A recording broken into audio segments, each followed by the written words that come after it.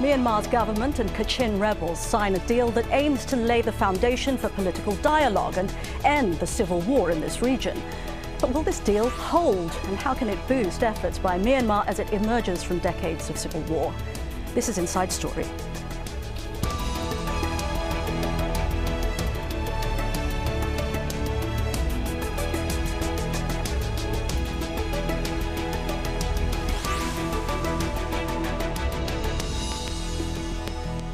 Hello and welcome to the programme. I'm Veronica Pedrosa. Myanmar's government and separatist ethnic Kachin rebels have signed an agreement in what's being billed as a key step towards a ceasefire. The war in Kachin State's one of the world's longest-running insurgencies, and Myanmar's government's determined to see it put to rest as it tries to show the world it is committed to reform and civil rule. Under the new agreement, both sides have promised to work towards a nationwide ceasefire and new political dialogue. They also want to try to create, quote, a new political culture in Myanmar.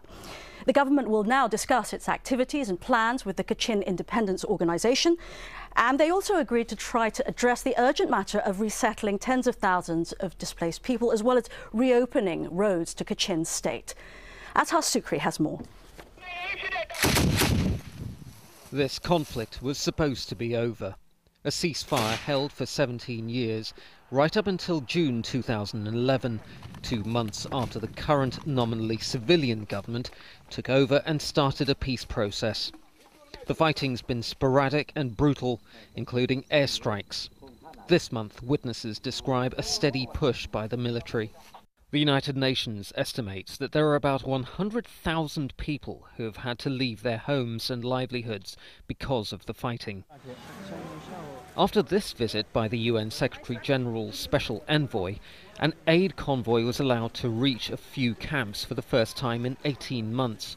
But there are tens of thousands of people that aren't getting any help at all, and only a fifth of the UN's $50 million appeal has been funded.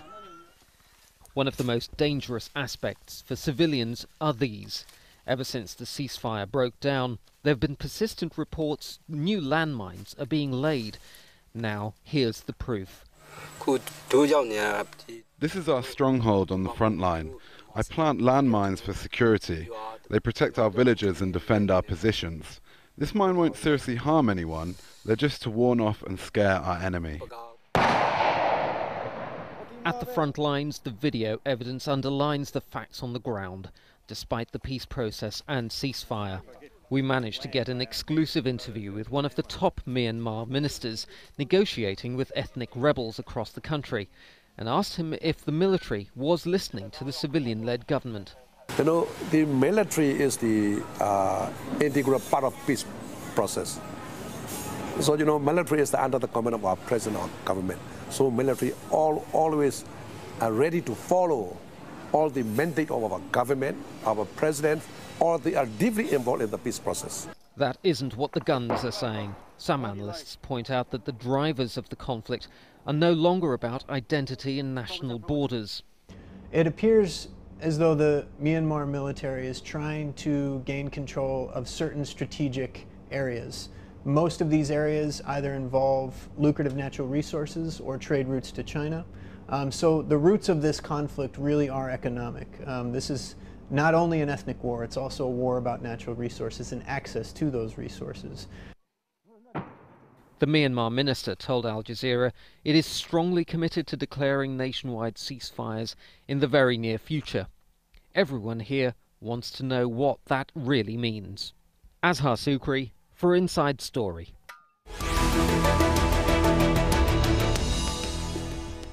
Well, for more on this, I'm joined by three guests. From Kuala Lumpur, Maung Zarni, a visiting fellow at London School of Economics. He's a commentator and expert on Burmese affairs. From Bangkok, Matthew Smith, Executive Director of Fortify Rights, a human rights agency specialising on Asia. You saw him in that report. And joining us from Singapore, Sourav Roy, Asian affairs analyst and columnist for Huffington Post. Thanks very much indeed to all of you gentlemen. I want to start with you, Sourav Roy, in Singapore. What do you think is the significance of this agreement that was reached today? Well, the significance is it's very obvious that after 17 years of brutal fighting, they've at least come down to the common table of talking peace and of thinking of ceasefire. And I think it's really significant for Myanmar that the generals as well as the Kachin Independent Army are talking peace, and that would mean that at some point of time we could probably explore the option of amending the constitution perhaps, or perhaps, let's say, sharing of power, of resources and of vision and of foresight between the government and the rebels. And that would mean stability, and that would also mean looking towards an end of bloodshed, looking towards an end of hostility, and starting off a new political discourse. Matthew Smith, you were recently in Kachin doing some research from a human rights perspective. What do people think about this agreement that was reached, do you think? Well, I mean, at this point, there's very little trust on the ground for the behavior of the Burmese, of the Myanmar military. Right now, you've got over 100,000 people displaced. But beyond that, they've lost their homes, they've lost their livelihoods, they're living in camps that are seriously lacking in terms of humanitarian aid. The population density is a concern, education, livelihood. So it's quite a problem. But beyond that, there are still human rights violations taking place.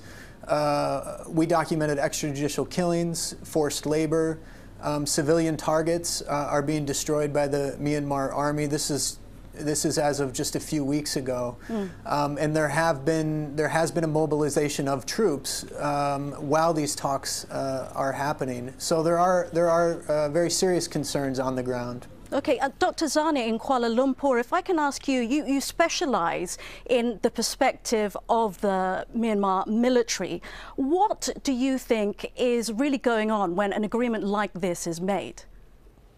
Well, in the first place, we need to understand what the military construes as peace or ceasefire. For them, peace is almost surrender or peace on their own terms. And so I think in that sense, in the context of local Burmese military politics, not all ceasefire or not all peace agreements are virtuous or good in and of themselves. I worked with the Burmese military regime from 2004 to 2008, setting up track 2 negotiations between the Burmese regime and different entities outside, basically internationally.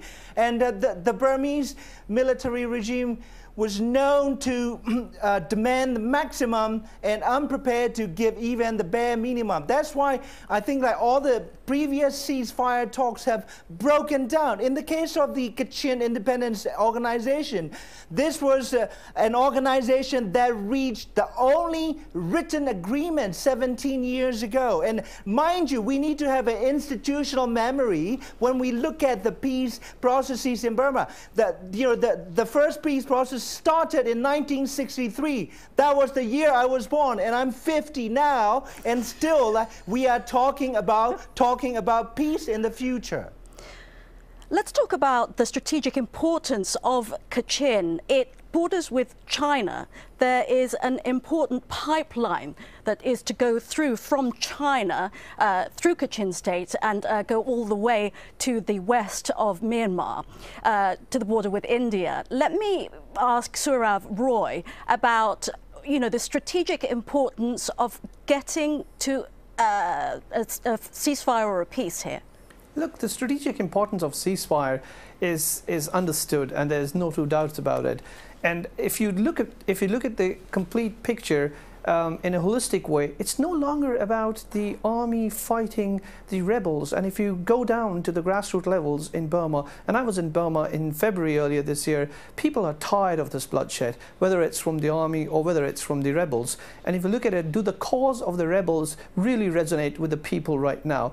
You've got internally displaced people, you've got people who've lost everything, and at the end of the day they want stability and they want security. And I personally think that peace at this point of time, even if it's a start that has just begun right now, will only take them towards a direction that can augur good for Burma, and that can bring in some stability for Burma at some point of time. Why this week? You know, like Thein Sein, president of Burma, is in Bandar Seri Begawan today, and then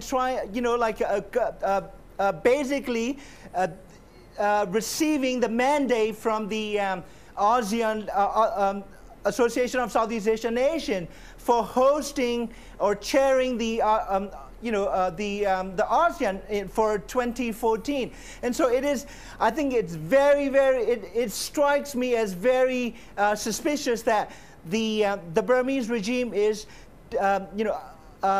approaching this ceasefire from a public relations perspective rather than peace in and of themselves. You know, what about this point, Sourav Roy, when you were, I wouldn't agree to that. I wouldn't agree to that, Veronica, for the simple reason that if Myanmar has to chair ASEAN in 2014, and we all know that that's a huge step for Myanmar in terms of maintaining its position in ASEAN and showing that it is capable of leadership within the region, the release of prisoners from different parts of Myanmar, whether that is Bhamo or whether that's areas such as Tipo or other areas such as Kanti, shows us that there is a concerted effort both from the generals at least, that they really want this peace process to be taken seriously throughout the nation. And we've heard before that the KIA spokespersons have said in support of this entire peace process that they want a common, unified federal state, and they want a federal union towards which they want to work towards peace. Just the fact that ASEAN and Burma happen to go hand in hand together, and Burma happens to be 2014 chairman, does not mean that it's going to be a PR exercise all the way down. But don't you agree, Sourav Roy, that there is a big gap between what's going on the ground and what's going on in Myitkyina, where the agreement was made? And we did see a bit of a PR exercise. There was a photo opportunity that all looked very good. Well, of course, there must be many things which are not in sync with what's happening on the ground and what's happening at the top level, but then we cannot afford to remain prisoners of history anymore. If there is a step, a constructive step, which has been taken towards a betterment of a nation which has internally displaced people, which has so many conflict and other issues inside, we need to support it and endorse it unconditionally, and not just keep on beating the past. Mr. Rai, sorry to interrupt. Mr. Rai, sorry to interrupt. It sounds, like what you are saying sounds straight from the Ministry of Burmese Information, the rule book. And I have worked with them. I came from, military clan, and I worked with basically 3 successive heads of military intelligence services. I travel with the Karen rebels and live with them. And no one wants peace than the people in the war zone, more so than analysts like yourself or myself living in comfort in Kuala Lumpur. The reason that there is no peace or no serious ceasefire process beyond PR exercise over the past 50 years in Burma is because the Burmese military has broken the promise of ethnic equality on which the country of Burma was supposed to rest on as a post-colonial nation. And so I think you need to have a reality check. The fact is, some of the Burmese generals in power today, some of them are my own classmates, they are not listening to President Thein Sein. They are not listening to the main peace negotiator, Aung Min. Aung Min himself reportedly prefaces every single peace meeting, negotiations, that he has no control whatsoever over the Burmese armed forces. What more do you want? Well, actually, we heard something completely contradictory, Zarni, in that package, in that report by Ashar Sukri, when we had a quote from the immigration minister saying that the army and the civilian government are one.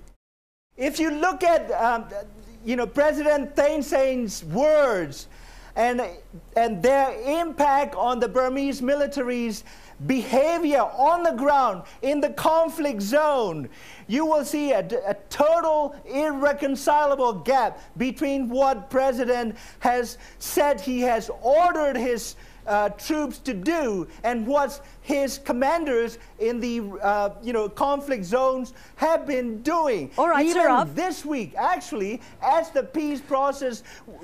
Let Sourav get his point in, please. Hello.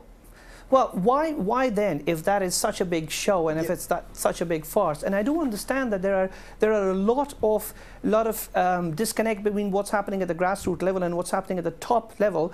But if that be all in all, then why is it that 14 of the 16 rebel groups have supported the ceasefire? Why is it that during the signing of this so-called peace agreement, we had 10 of those groups? We had the UN Special Envoy, Vijay Nambiar, and we had some of the biggest Chinese as well as Burmese officials over there to ensure that there is a direction which is going ahead. To just keep about saying that what's happening at the grassroots level and that what happened in the past will repeat itself is not giving future a chance, is not being future smart. And that's where I think that if there is a chance, then why not? Even if the chance is the slightest. Thank you.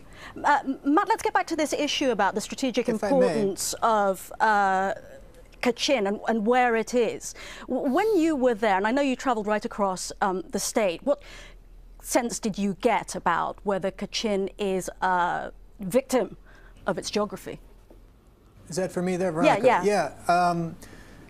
I think you raise an excellent point when you talked about the oil and gas pipelines that have been constructed from western Myanmar up through Yunnan. This is a project that goes through an area that has been administered and controlled by the KIA, the Kachin Independence Army's 4th Brigade. And there have been quite a number of abuses in the vicinity of this project.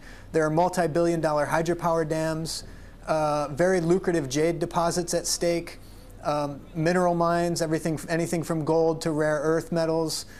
So there are very sizable economic interests at stake. And when the government says, and I would agree with the government spokesperson when he says what's needed is a new political culture, I would agree with that completely. However, I think what has to be a part of that political culture is accountability, namely accountability for the human rights violations that have been committed in Kachin State. Everything from forced labor, abusive forced labor on the front lines, to extrajudicial killings, civilians being targeted. There's been complete impunity in the state. And I think this is not being discussed right now with respect to the peace talks, and I think that's a mistake. The people of Kachin State have been denied justice. They've been displaced. They've been under attack. Landmines, as was mentioned in the piece that we just saw, are a very big problem right now in Kachin State. They're still being laid by both sides. Child soldiers are still being used and recruited by both sides, both parties to this conflict. So there are very serious human rights problems that frankly are just not being addressed right now. And yet there is talk that President Thein Sein may be nominated for the Nobel Peace Prize. We just talked about the ASEAN chairmanship going to Myanmar in 2014. Is this a question of conflicting narratives? How can the picture that Matt's talking about coexist with these really kind of historic diplomatic victories for a government that has been isolated for so long? Sourav? Well, I'd just like to start answering that by saying, do we want to go back to the time when President Barack Obama was awarded the Nobel Peace Prize? And we see what's happening around the world right now. We saw what happened in the Middle East as well. And coming back to the point of the whole peace process, it's not about a Nobel Prize. It's not about the fights. And I do recognize that there have been violations in the past. But what I'm trying to say is that it's time to move ahead. It's time to give a chance to the people of Burma and all those who've been wronged in the past. This is their chance. This is their springboard for discussions. And this is the chance to strike a negotiation. And that will happen not from the barrel of the gun, but that will happen when you come to the table, when you talk with the agencies who want to engage with you in a discussion. Well, yeah, go ahead, Johnny. Mr. Roy, you sound like you love Burma more than I do. I gave up my entire family to push for change for the past 26 years, and I'm still outside the country, not seeing my own family. And then so, it's preposterous to say in the presence of a Burmese exile of 25 years that like give Burmese people a chance and have them, let them have peace. I'm sorry, that is too preposterous for me to take. The fact of the matter is, the key to lasting peace and the credible ceasefire negotiation is in the hands of the Burmese military. If you look at all the armed conflict zones of Burma, they are all strategically located border areas, so rich in underground and above ground natural resources, including gold, jade, tungsten, uranium, and fertile and virgin commercializable land. So that's where the international community, such as China, UN, European Union, Norway, and other conflict mediators from different countries come in. They want to transform these war zones into commercially profitable, lucrative development projects. That's why they are pushing and helping the Burmese military put a pro-peace spin, while the Burmese military is not committed to peace in and of itself. Look, the Myanmar government has a pretty uncertain relationship with China at times. It is, Matt Smith, if I could ask you what your sense was of China's interest in what happens in Kachin. China has a very large interest in the outcomes of the war, a very large economic interest in the outcomes of this conflict. There are lucrative mines, as I mentioned, multi-billion-dollar investments by Chinese firms in the conflict zone. So large-scale agricultural projects. There are a wide number of economic interests throughout, and so there is this economic element that has driven the conflict, and I think there is a risk when these large amounts of money are at stake, when large economic interests are at stake. There is a risk that those will influence the decision making of the elite negotiators, and I think this is a concern. I think everybody in Kachin State, everybody in Myanmar wants peace in Kachin State. I don't think that's a question at all. I mean, all right. Really, what's happening right now? Yeah, sure. We're running out of time. Sorry, if I could turn now to Sourav Roy for your last comment on the situation in Kachin, and ask you what you think the real test of this process could be. Well, the process has begun, and it does not have to be stopped either by ideologies or because of being prisoners of the past or of history. And as far as the point that Mr. Zarni raised before about the European Union's interaction with Burma is concerned, WikiLeaks has clearly proven to us before that the European Union in its internal memo said if Burma becomes the chairman of ASEAN, it'll stop engaging or it'll not engage with it anymore. But I think that's counterproductive. I think everybody needs to engage with Burma, including its own people, its general, and the rebels. And that's where peace is important only for the people of Burma. And what's happened in the past, we need to let it go by. Bygones should be bygones. All right, Zarni. Well, the real test is the Burmese military consenting to the demands of different ethnic armed groups, especially Kachin, Karen, Shan, and Karenni, that the Burmese troops withdraw from the ethnic armed conflict zones because they have renounced the original goal of secession and independent states from Burma. And they all want to live in the same federal union, providing that there is ethnic equality enshrined as the foundation. As long as the Burmese military and its troops are seen as occupying powers, there will not be peace. So the first and most clearest sign should be withdrawal of troops from these ethnic armed conflict zones. All right, thank you very much indeed to our guests, Maung Zarni, Matthew Smith and Sourav Roy. And thank you for joining us on this edition of Inside Story. If you want, send us your feedback. Email your thoughts to insidestory@aljazeera.net. Thanks again for watching. Goodbye for now.